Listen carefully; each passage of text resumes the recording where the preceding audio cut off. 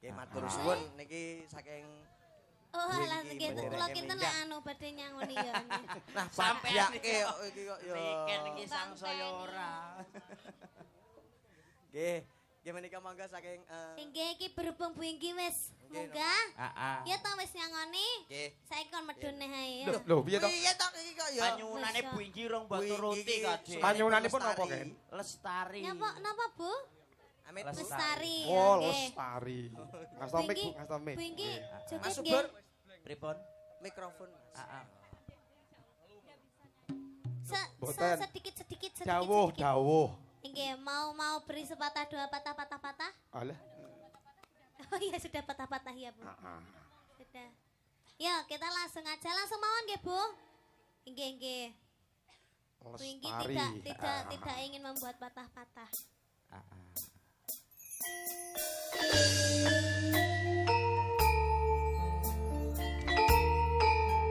Awas.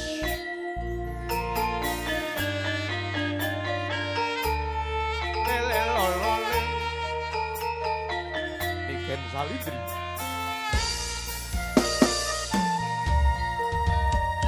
Sang Dewi katon lam-lami pambebar nangis semi arom gambange melati dasar bulani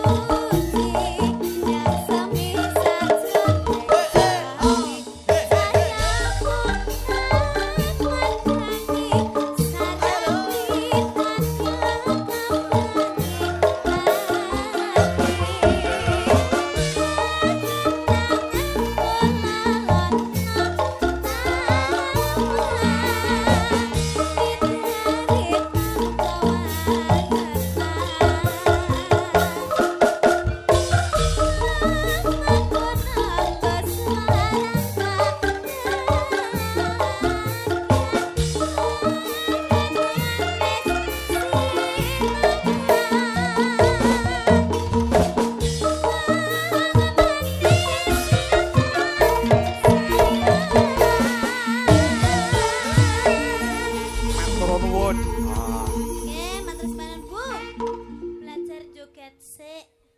Piye to? Warai yen, warai yen. Cobi Dene Ken. Wingi joget sik. Ayo diwarai Dene Ken. Mau loh, kok gak joget kenapa? Nggak bisa joget Wingi, malu apa? Nggak bisa joget. Coba Wingi, kiri kanan dulu. Kiri, kanan. Lah, ngono. Terus kiri, kanan. Ayo Bu. Kiri, kanan. Kiri, kanan. Nganti esuk ya kiri Sampai kanan sesuk terus. gitu ya Bu ya. Iki kok ya. Nggih. Kowe iki kok gak rapi Bu iki. Padake. Sampun Bu, ampun ditambahi sampun. Loh, kene yo iya. Walah. Oh, Bayu. Tetake Mas telek Bayu ya. jeble ya arep-arep. Lho, Bu iki nek karo aku iki padha karo anak karo ibu kok. Wah, matur sembah nuwun Bu. Boten enten tunggale Bu. Padake Rame. iya. Nggih, matur nuwun. Bakune antusias.